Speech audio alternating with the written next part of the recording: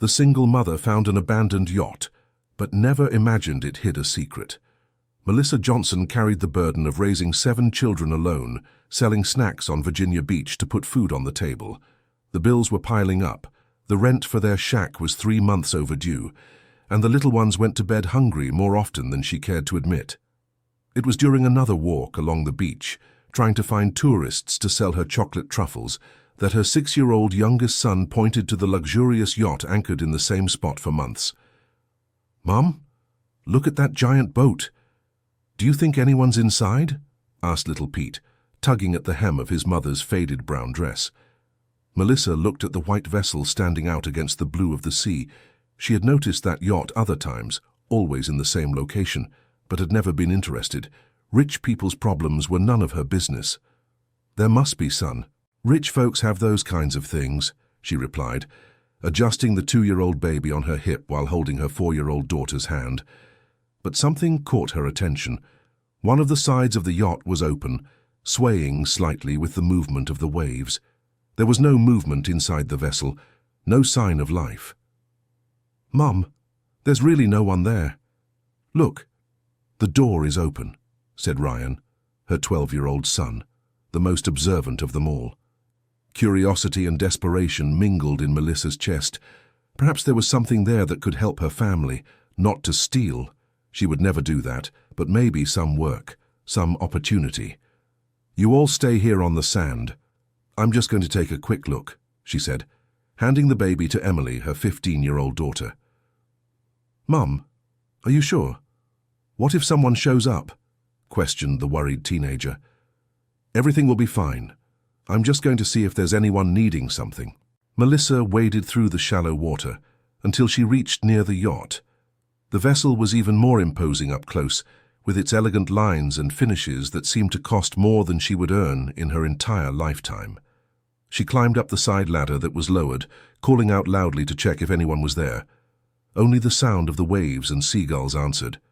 The interior of the yacht left her breathless.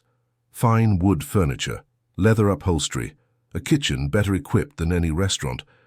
But what caught her attention the most were the papers scattered across the main cabin's table, as if someone had left in a hurry.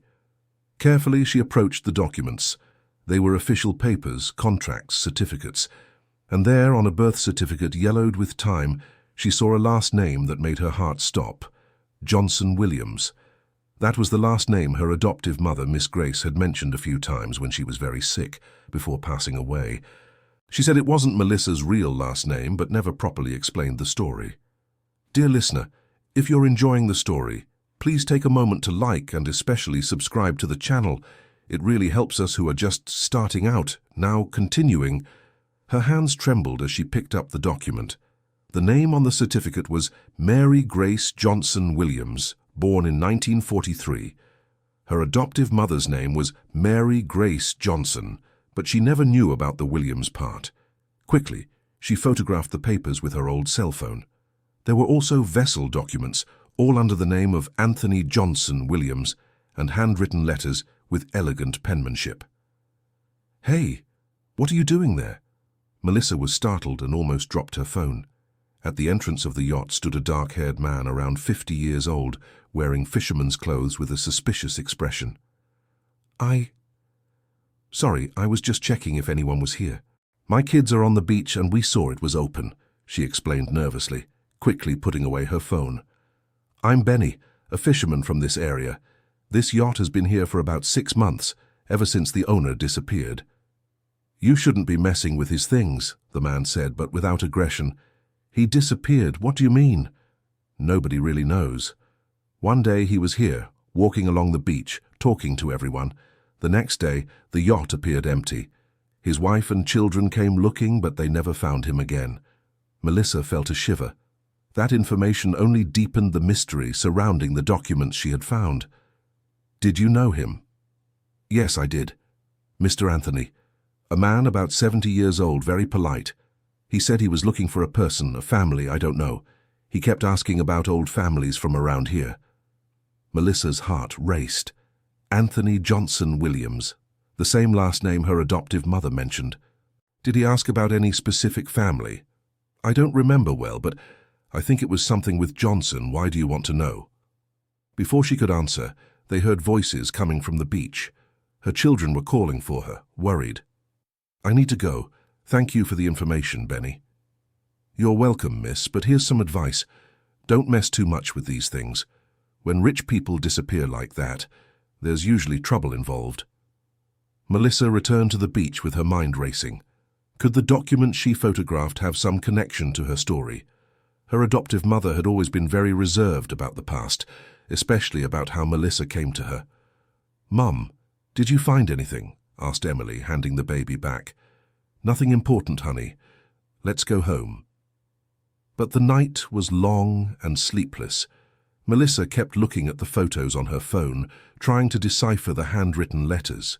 The handwriting was delicate, feminine, and spoke of a lost daughter, regrets, and an inheritance that should be preserved. The next day, as she was organizing her treats for another day of work, an elegant woman knocked on the door of her humble home. She was blonde, wore expensive clothes, and drove an imported car that completely clashed with the neighborhood where they lived. "Are you Melissa Johnson?" the woman asked, with a refined New York accent. "I am. Can I help you with something?" "My name is Attorney Helen Carter. I'm a lawyer. I need to speak with you about some photos that were taken yesterday on a boat anchored at the beach." Melissa's blood ran cold. How did that woman know about the photos? "I don't know what you're talking about. Benny, the fisherman, informed us that a young mother was handling documents on the yacht. We know photos were taken." The lawyer wasn't threatening, but there was something in her tone that made it clear she wasn't there by chance. "Please come in," said Melissa, trying to stay calm. The children watched curiously as the elegant woman sat in the plastic chair in the small living room. The contrast was striking, the poverty of the house and the sophistication of the visitor. "I represent the Johnson-Williams family. We've been looking for someone for a long time, a possible heir. The photos you took may contain important information." "An heir?" "Yes. The family patriarch, Anthony Johnson-Williams, had 2 daughters. One of them disappeared over 40 years ago, under dramatic circumstances. We know she may have left descendants." Melissa felt her heart beating so hard she was sure the lawyer could hear it. "And why do you think I have anything to do with this?" "Because we know you specifically photographed documents related to the family. That's no coincidence." The woman was right. Melissa had photographed the papers because she recognized the last name. But admitting that would mean entering a world she wasn't sure she wanted to be part of. "I need to see the photos," Attorney Helen continued.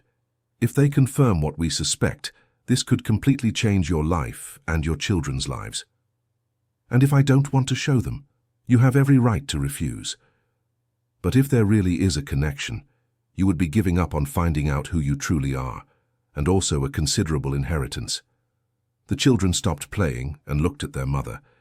Even without fully understanding the conversation, they sensed something important was happening. "May I think about it?" "Of course, but don't take too long. There are other people interested in this inheritance, and not all of them have good intentions." After the attorney left, Melissa sat on the bed and looked at the pictures again. There was one specific letter that mentioned a daughter who was protected through a new family and would always be remembered through the mark she carries on her heart. Her adoptive mother had a very specific birthmark on her neck, shaped like a crescent moon. Melissa remembered playing with that mark when she was little, and Miss Grace always said it was a sign that she was special. She decided to visit Mrs. Rose, the oldest neighbor in the area, who had known her adoptive mother when Melissa was just a baby. "Mrs. Rose, do you remember how I came to Miss Grace's house?" The 80-year-old woman, who had been knitting on the porch, stopped and looked at Melissa affectionately. "Of course I remember, dear. You arrived on a rainy night, so tiny. Grace said it was a complicated situation, that the girl's real mother couldn't keep her." "Did she ever say anything about the real family?" "Yes, she did. She said it was a wealthy family but had serious problems.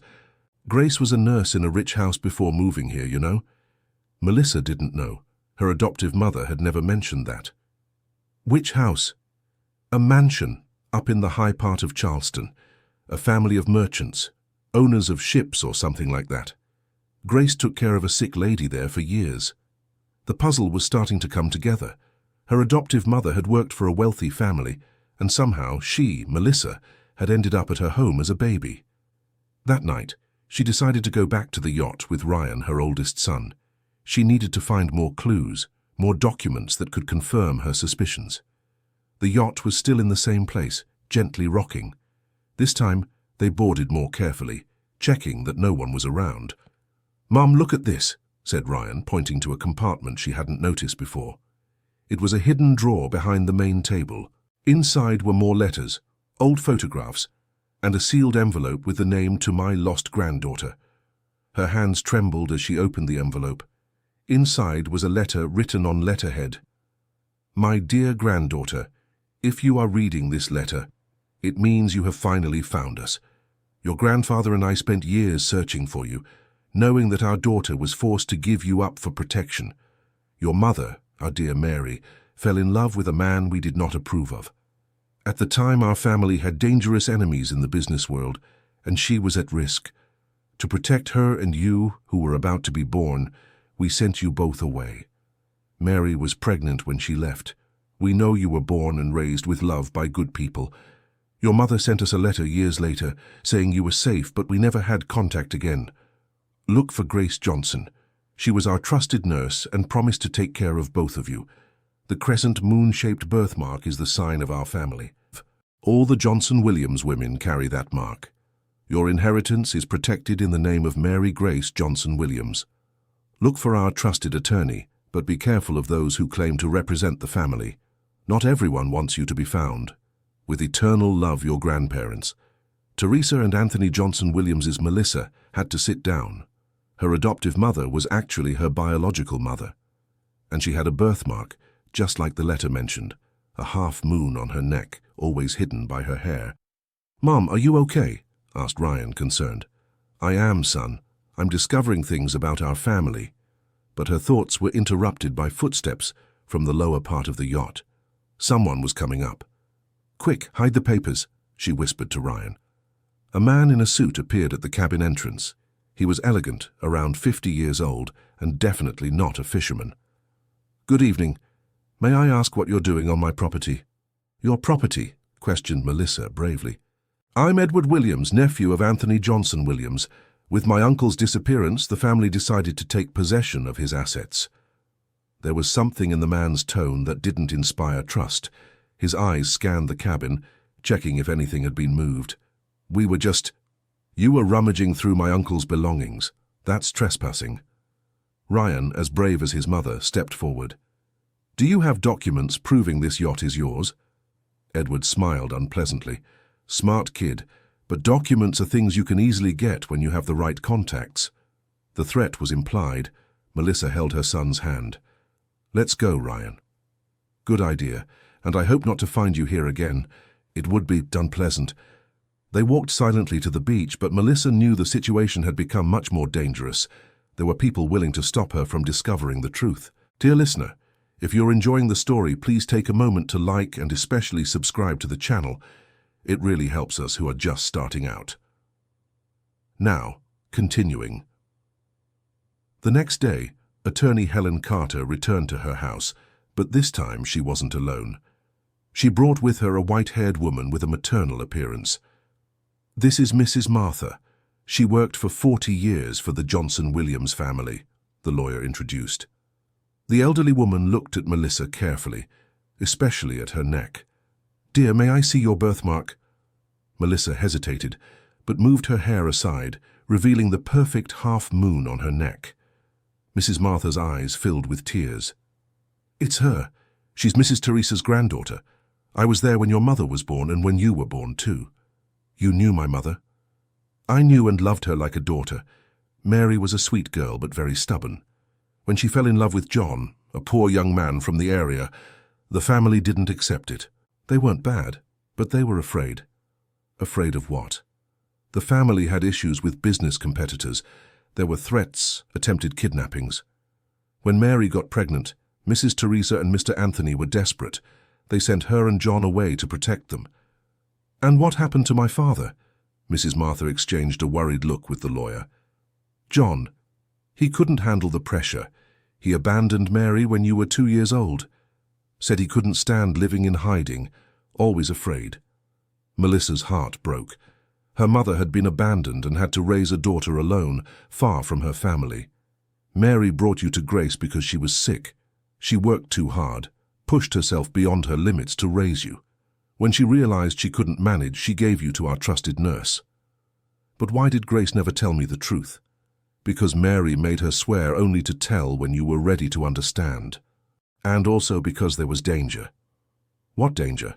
Attorney Helen leaned forward. When Anthony decided to look for you, other family members found out. Edward Williams, whom you met yesterday, is one of those who don't want you to be found. Why? Because if you're recognized as the legitimate heir, he loses his chance to get Anthony's inheritance. Melissa was beginning to grasp the scale of the problem. It wasn't just about discovering her origins, but about a complex family dispute involving a lot of money. What do you want from me? We want to help you claim what is rightfully yours. Anthony left clear instructions. If his granddaughter were found, she should receive the entire inheritance. And if I don't want it? The choice is yours, said Mrs. Martha, but remember you have 7 children to raise. This inheritance could secure their future. It was a terrible dilemma. Accepting meant entering a family war. Refusing meant continuing to struggle to survive. I need time to think. You have 3 days, said the attorney. After that, Edward will try to prove that Anthony was mentally unfit when he wrote the will. If that happens, it will be much harder to contest. After they left, Melissa gathered her older children for a serious talk. Kids, you know our life has always been hard. Now an opportunity has come up to change that, but it could be dangerous. What kind of danger, Mum? Asked Emily. There are people who don't want us to discover the truth about our family. People who might try to harm us. Ryan, always protective, said, Mum, if it's our right, we have to fight. We can't let these people intimidate us. But what if something happens to me? You are my responsibility. We'll take care of ourselves, Mum, said 10-year-old Luke. And if we're rich, we can help other families in need like us. The innocent wisdom of her children touched Melissa's heart. They were right. If there was a chance to improve their lives and still help others, it was worth trying. That afternoon she decided to look for more information about her family. She went to the public library in Charleston with Ryan and Emily, where they found old archived newspapers. The librarian, a kind lady named Mrs. Lucy, helped them locate articles about the Johnson-Williams family. This family was very important here in the region, explained Mrs. Lucy. Owners of a shipping company, very respected. They found several articles over the years. The family was indeed prosperous and respected. But in 1982, there was a story that caught their attention. Businessman's daughter disappears mysteriously. The article talked about Mary Johnson-Williams, 19 years old, who had vanished from home without a trace. The family offered a reward for information, but it seemed there was never any news again. Look, Mum, said Emily, pointing to a photo in the newspaper. This woman looks like you. It was true. Mary Johnson-Williams had the same dark eyes, the same curve of the lips, and on her neck, clearly visible in the photo, was the crescent-shaped birthmark. She's my mother, whispered Melissa, touching her own mark on her neck. They continued researching and found more articles. In 1985, a small news item said, Johnson-Williams family hires private detective to find missing daughter. In 1990, another, businessman offers inheritance to anyone who brings information about lost daughter. Her grandparents had never given up looking for her. All those years, while she was growing up in the slums unaware of her origins, there was an entire family searching for her. They left the library with copies of all the articles. Melissa was determined. She would accept the attorney's proposal and fight for her rights. But when they got home, they found the door broken down and the house turned upside down. Someone had ransacked everything. The neighbors said men in suits had arrived in expensive cars and spent hours inside the house. They took some things away, but they didn't know exactly what. Mum, they took your phone, said little Pete, crying. The phone with all the photos of the yacht documents. Melissa felt a chill down her spine. Edward Williams was showing what he was capable of. That night, they slept at Mrs. Rose's house, the neighbor. It wasn't safe to stay at home. "My dear, you've stirred up something serious," the elderly woman said. "These wealthy people don't mess around." "Mrs. Rose, I just want what's rightfully mine, and especially my children's future." "I understand, dear. But be careful not to lose what you already have, chasing what you might never get." It was wise advice, but Melissa Johnson had already made up her mind. The next day, she called attorney Helen Carter and scheduled a meeting. They met in an office in downtown Charleston. The lawyer had brought official documents and forms. "We need to file the lawsuit as soon as possible," Helen explained. "Edward is already mobilizing contacts to contest the will." "What kind of contest?" "He's going to claim that Anthony was senile when he wrote the will, that he was influenced by others. He'll also question your identity." "What do you mean?" "He'll demand proof that you're really the granddaughter. The birthmark and Mrs. Martha's testimony might not be enough." "What else do we need?" "Ideally, a DNA test. But for that we'd need genetic material from a close relative." "And where's Anthony? Did he really disappear?" Helen hesitated before answering. "There are theories. Some think he was kidnapped, others that he ran away out of fear, and some suspect Edward has something to do with the disappearance." "Do you think he's—" Melissa couldn't finish the sentence. "We don't know, but we're investigating." They left the office with many papers to sign and many decisions to make. The lawsuit would be long and complicated. But when they reached the beach to catch the bus back, they saw activity on the yacht. There were people working on it, apparently preparing it to depart. "They're taking the yacht away," said Ryan. "That can't happen. There might be important evidence inside." Melissa ran to the water, trying to reach the yacht before it left.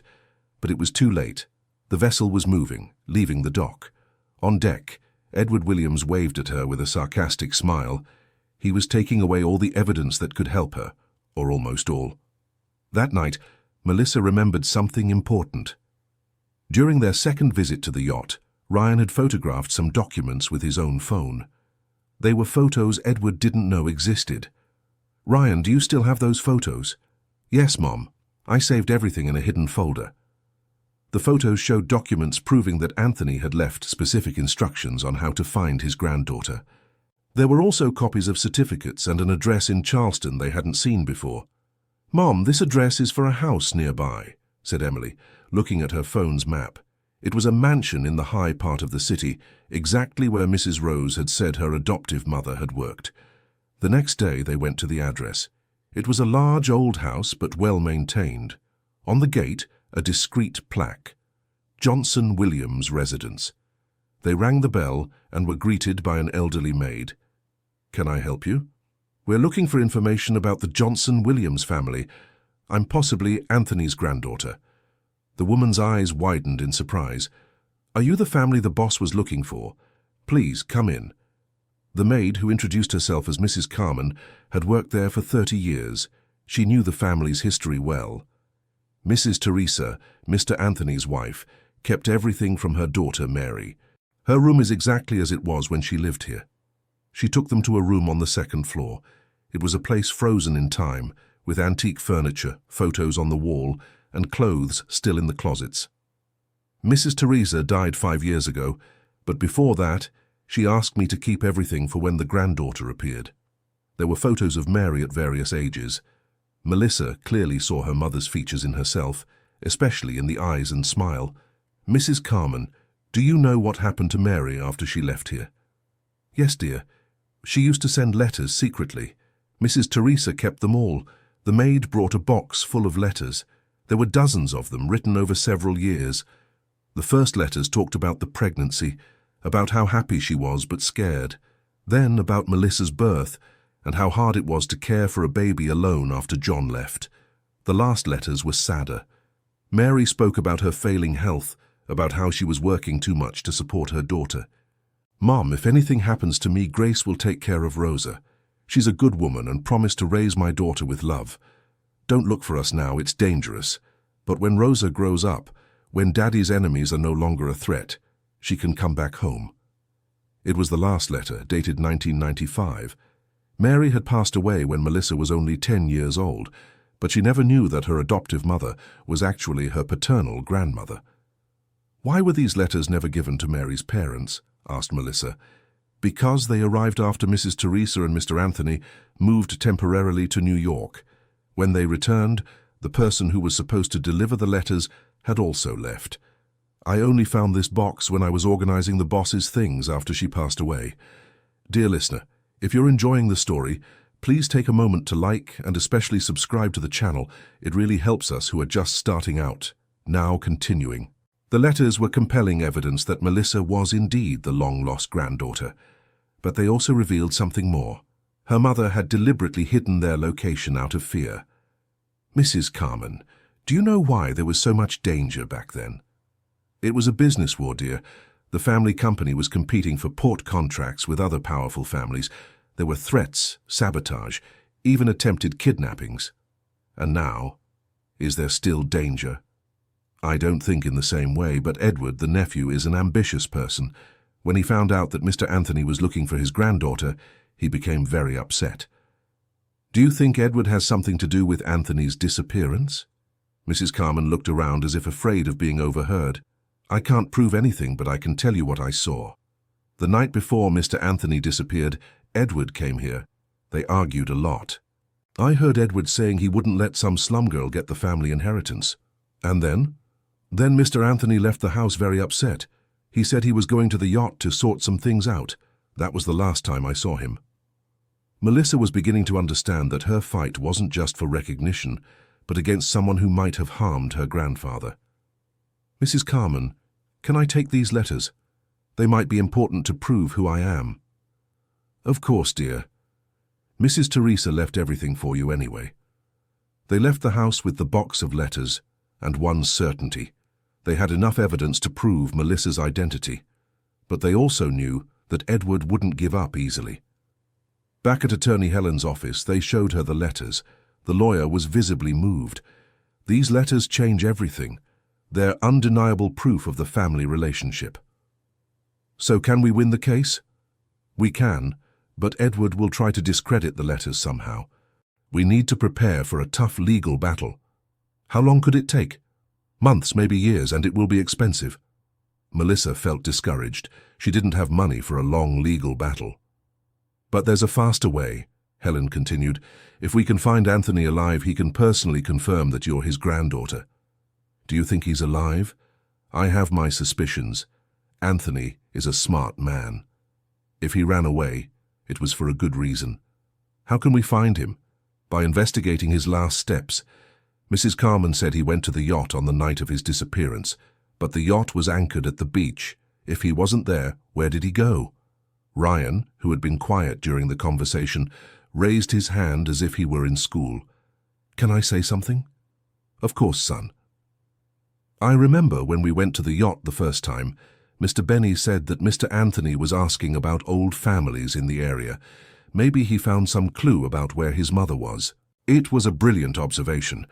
If Anthony was looking for Melissa, perhaps he had discovered where she lived and decided to approach discreetly." "Let's talk to Mr. Benny again," Helen decided. They found the fisherman mending nets on the beach. When he saw Helen, he became suspicious. "Mr. Benny, we need your help," said Melissa. "We're trying to find Anthony." "I already told the police everything I know." "But maybe you forgot some detail." "Was Anthony asking about specific families?" Benny stopped working and looked at Melissa carefully. "Now that you mention it, he asked about a woman named Grace. He said she was a nurse who had taken care of someone in his family." Melissa's heart raced. "And did you know my adoptive mother?" "Of course. Miss Grace was a midwife here in the area. She helped many families, including yours, when you were little." "Did Anthony ever look for the house where I lived?" "Yes, he did. About 2 days before he disappeared. I saw him talking to Mrs. Rose, your neighbor." They rushed to Mrs. Rose's house. The elderly woman was on the porch, knitting as always. "Mrs. Rose, why didn't you tell me a man came looking for me?" "Because he asked me not to, dear. He said he wanted to be sure before introducing himself." "Sure of what?" "That you really were his granddaughter. He asked about your birthmark, about your adoptive mother, about when you arrived there." "And you told him?" I told him everything. He got very emotional, cried a lot. He said he had finally found what he had been looking for so long. Did he say what he was going to do next? He said he was going to settle some family problems before introducing himself to you. That there were people who wouldn't like knowing he had found you. And then? Then he disappeared. I was worried, but I thought he would come back. Now it was clear. Anthony had found Melissa, confirmed she was his granddaughter, but something had prevented him from introducing himself. Mrs. Rose, did he say anything about where he was going to stay or what he was going to do? Yes, he did. He said he was going to hide for a few days in a small inn far from downtown until he decided how to tell the family. Which inn? I don't remember the name, but I know it's on the road to Myrtle Beach, a simple inn for fishermen. Helen immediately picked up the phone and started calling inns in the area. After several attempts, she found one that confirmed there was a guest registered as A. Johnson for over 6 months, paying daily in cash. Let's go there now, said Helen. The inn was simple but clean. The owner, Mr. Manny, greeted them with curiosity. Are you relatives of Mr. Anthony? He's been expecting visitors for months. Is he okay? Yes, but very worried. He says there are dangerous people after him. Can we see him? I'll call him. A few minutes later, a man with white hair and gentle eyes appeared at the reception. When he saw Melissa, his eyes filled with tears. Mary, he whispered, confused for a moment. No, Grandpa. I'm Melissa, your granddaughter. Anthony approached slowly, observing every detail of the young woman's face. When he saw the birthmark on her neck, he had no more doubts. My dear granddaughter, I've finally found you. The embrace was long and emotional. Decades of searching were coming to an end at that moment. Grandpa, why did you hide? We're all worried. Because I found out that Edward is trying to have me declared mentally incompetent. If he succeeds, the entire inheritance goes to him. But you're perfectly fine.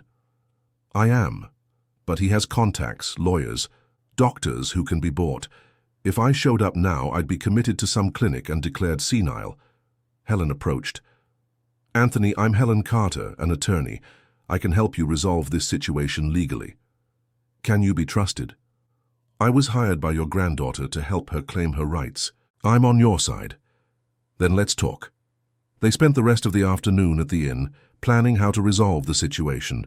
Anthony explained that Edward had tried to convince him to change the will, promising he would manage the inheritance until his granddaughter was found. But I knew his intentions. Edward has always been ambitious and unscrupulous. When I discovered he was investigating my mental sanity, I decided to disappear until I found you. And now that you've found me?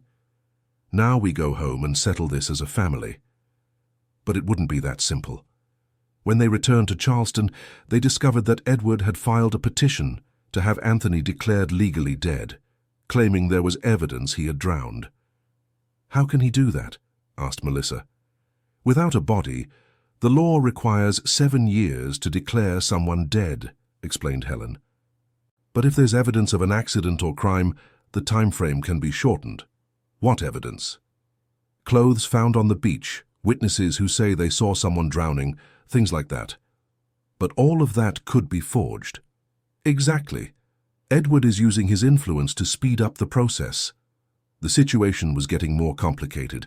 It wasn't enough to prove that Melissa was the granddaughter. Now they needed to prove that Anthony was alive and mentally competent. Grandpa, do you have any proof that you've been at the inn all this time? I have the receipts for the stays. I spoke with several guests. Mr. Manny himself can testify. That might not be enough if Edward claims the witnesses were paid off. Helen thought for a moment. We need something irrefutable. Anthony, would you undergo independent medical exams to prove your sanity? Of course. And a DNA test to confirm that Melissa is your granddaughter? No problem. Then let's arrange all of this before Edward can proceed with the petition. The next few days were intense. Anthony underwent various medical exams that proved his perfect mental health. The DNA test confirmed with 99.9% certainty that Melissa was his granddaughter. But Edward didn't give up. He began spreading rumors that Melissa was an opportunist who had forged documents to pose as the heir. "They're trying to destroy your reputation," warned Helen. "It's a common tactic when they can't attack the evidence. What can we do? We'll go to the press. Tell the true story before they control the narrative." The story was published in the local newspaper. Businessman reappears after months missing and finds long-lost granddaughter.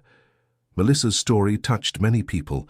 A single mother raising 7 children, discovering her origins and fighting for her rights. The public support was unexpected. Other families who had gone through similar situations made contact. Lawyers offered to help for free. Edward realized he had lost the public opinion battle and changed his strategy. He offered a settlement. Melissa would get half the inheritance and he would get the other half. "Don't accept," advised Anthony. "The entire inheritance is rightfully yours. Edward has no legal claim to it. But what if we lose in court?" "We won't lose. We have all the necessary evidence." The trial happened 3 months later. The courtroom was packed. The story had gained national attention. Edward presented his arguments, questioning Melissa's identity and claiming that Anthony had been manipulated by opportunists. But the evidence was overwhelming.